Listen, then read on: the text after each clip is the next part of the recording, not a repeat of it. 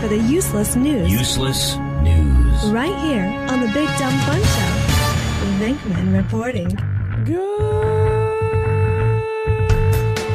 Good evening, everybody. My name is Venkman. This is the useless news. That doesn't have the same punch. It doesn't have the same ring to it, does it? No, it does not. It sounds painful. And I don't know if I'm just a very picky radio connoisseur, but when I listen to a familiar broadcast and I hear the person on the other end of the radio and they're talking like I'm talking right now. You think of Fentra. I think, no. Yeah, I'm listening to the buzz. No, I start to hurt. And I don't want people that are watching and listening right now to be like, oh, God, I'm starting to hurt now, too. Is that Johnny Dare? Good morning. You got that Danny Bonaducci sound. Yeah. Oh. Just smoking a little doobie, have you? Brought to you always by Uncle Rusty's Pure Pork Salsa from Nashville, Tennessee. A state prison inmate has sued, claiming Davidson County jailers lost his prosthetic leg. This is in honor of Mark the Big Guy, who also owns a prosthetic leg. Well, maybe it was just left in the evidence room. I just own it. I don't wear it. Oh, you just have one, just in case. Jerry Ray Brock was held in the jail at Nashville awaiting transfer to state prison. The Tennessean reported that he had a criminal history of burglaries. They caught him one-legged. And not ass-kicking contests either. Brock said that he was extradited from Georgia and brought to the jail a year ago. He was wearing an older prosthetic leg, but he had a new one with him. Just in case you have to make the switcheroo. Is there new and old? Like, would you ever invest in a new one? Well, seeing how they cost around $15,000, it's a big no. I don't carry one with me.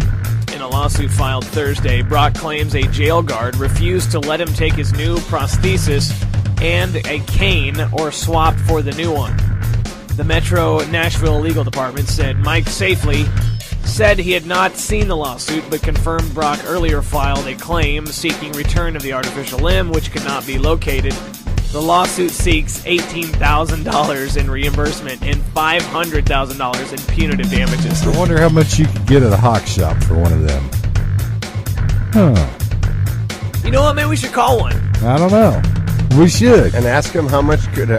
I've got a man with a spare prosthetic leg. Not just a spare leg. Yeah. Anybody need to get something from the knee down? We got it. Yeah, just see how much they'd give for it. How much would you give? See, that's a $15,000 that's a good piece idea. of merchandise. Let's write that down and just call some neighborhood pawn shops, Gnurk.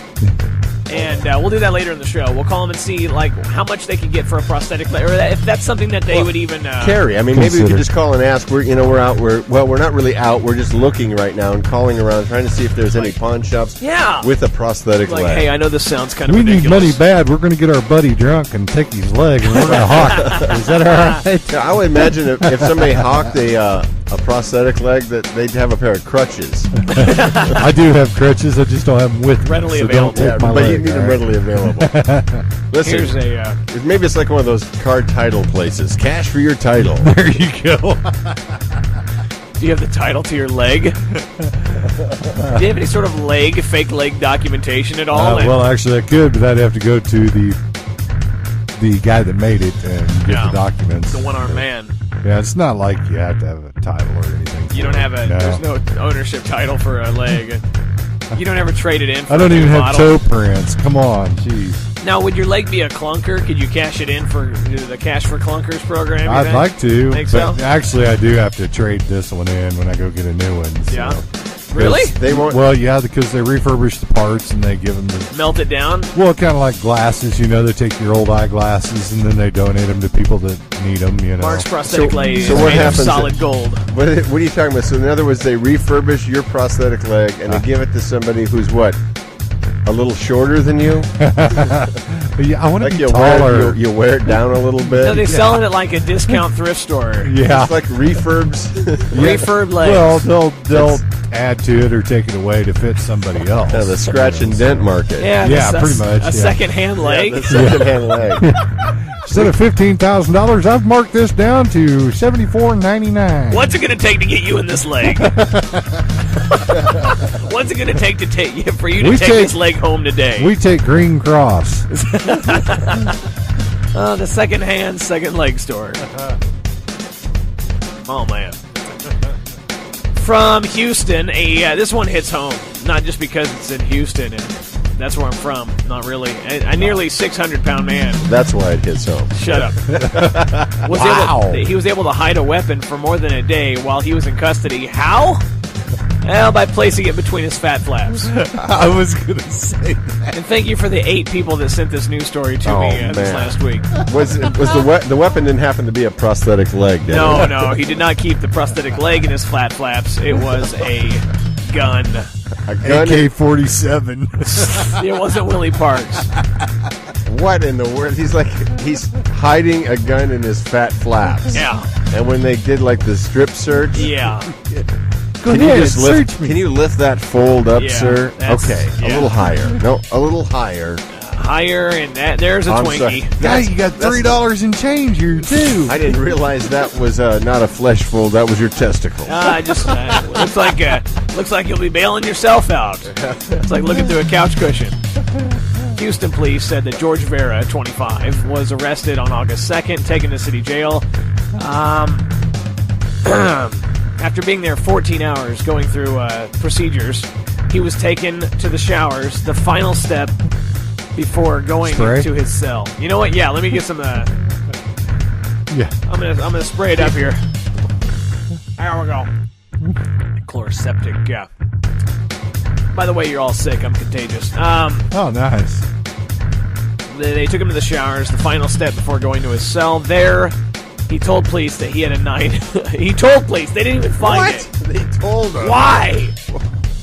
I got a 9 with 2 clips. Who was this guy, Frank? By the way, it's in my butt cheeks. I'm ready, fire. Yeah. Well, I wonder if he was. Cavity search. I bet they didn't call him Quick Draw McGraw. Hey, that's my pistol. He had a 9mm handgun, along with 2 clips. Wow. Hold on, those are in another fat fold. Oh, hold on. I think I got... There we are. It's right next to that sandwich I was hiding. Yeah. 1 clip in the belly button. Cold cut trio.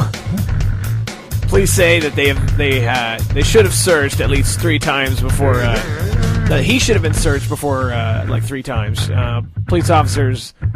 the union president, Gary Blankenship, says cadets are trained how to search morbidly obese people. Quote... We teach officers to lift up and look under. Is it kind of like looking under rocks? You want to have a big long stick and just kind of lift while somebody else looks? I don't know how long a stick was. The officer may not have arrested someone this big before. Oh, wow. He's been released from jail on bond. We need a paddy wagon at 2331 Ohio. Oh, good night. Where are we at, Gunnar? We got time for one more? No. Not at all? My name is Venkman. That's the Useless News on the Big Dumb Fun Show. Submit your own crap to the show by shooting me an email, uselessnews@bigdumbfunshow.com. Shooting, guns, folds. When we come back, we're going to talk with Kenny from Mansfield Park. Stay tuned.